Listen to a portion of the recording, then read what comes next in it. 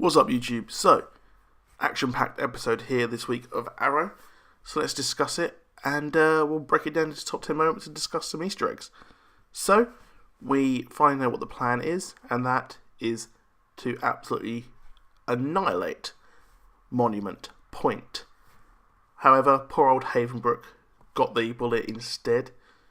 This was an interesting moment. We're in Russia here, and we know that in Season 5, we will be going to Russia. So, it sets us up pretty much nicely for that. Damn, Merlin. Back at it again with the switching sides. So, he is obviously on Hive's side now, but only to protect his daughter, Thea. Oh dear. Well, we all knew that wasn't going to go very well, did it? And it looks like he's actually picked the wrong side yet again. He just can't catch a break, can he? Maybe he was better off just trying to help Arrow. Hopefully we'll see more consistent actual kind of storytelling for Malcolm Merlyn, but John Barrowman does an excellent job as Merlyn. So this storyline has pretty much run its course in my opinion. It's bloody boring and I just do not actually care about this.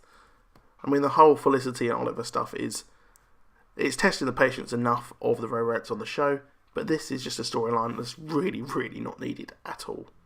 So we get Reedy Jones back again on Arrow, and it was nice to see that some of the kind of supporting cast of enemies, etc., are coming back in, albeit a kind of plot device here to literally just try and be a speed bump for Team Arrow. But it was nice to see him again. He's not the best actor in the world, but we'll hope he doesn't hear that.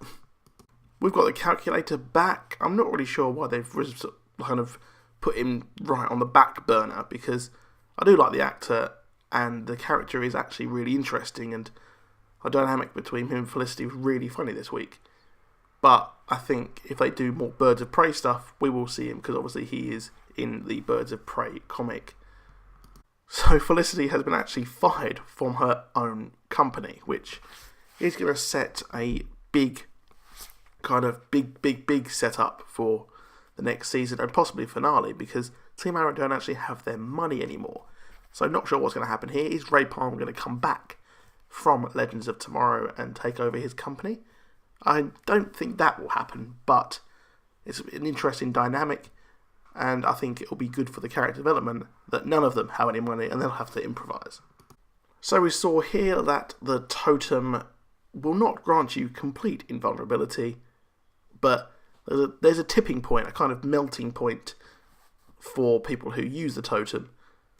Now, these flashbacks have been a bit boring, I think. I mean, we're no closer to knowing much more about magic on the show, and really it hasn't actually helped the progression of the kind of storyline. I mean, it would have been better if we learned lots about it in the backstory and then saw it put into practice in the modern day.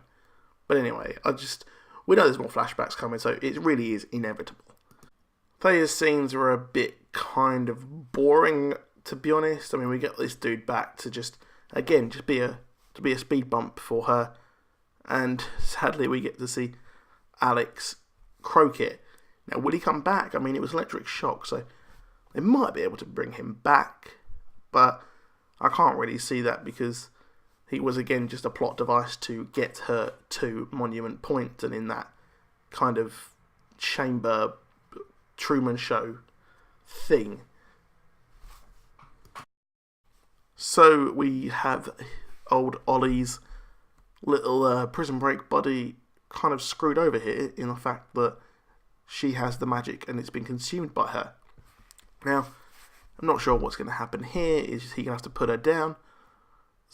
Or is he going to just have to deal with her slowly turning crazy due to the magic as we progress? But that's all speculation. So we've got a big change here from the comics, where actual Havenbrook takes the proverbial bullet for Monument Point. Different to the comics, where Monument Point actually blew up and exploded. Jay Garrick becomes the mayor of Monument Point, but again, it is changed here, and well, that's it for them. I don't think there's going to be much of it. It's just taking the name, to be honest. And here it is. We have got Damien Darhk going full fucking epic video game boss. And, well, I think Team Arrow are just a bit screwed here. Now, the only way they're going to do it is if Oliver becomes pure magic and becomes a wizard, just like Harry Potter. But that's not going to happen. So I think John Constantine is going to come back and help him out and kind of fix what's going on in Starling City. But anyway, I did enjoy that episode. It was lots of action-packed. Got some daylight scenes for once. I mean, it would be nice if it was a bit lighter than some of the shows. And I've got some comedy with Felicity and her dad. But anyway, hope you enjoyed that. Drop a like if you watched it, and goodbye.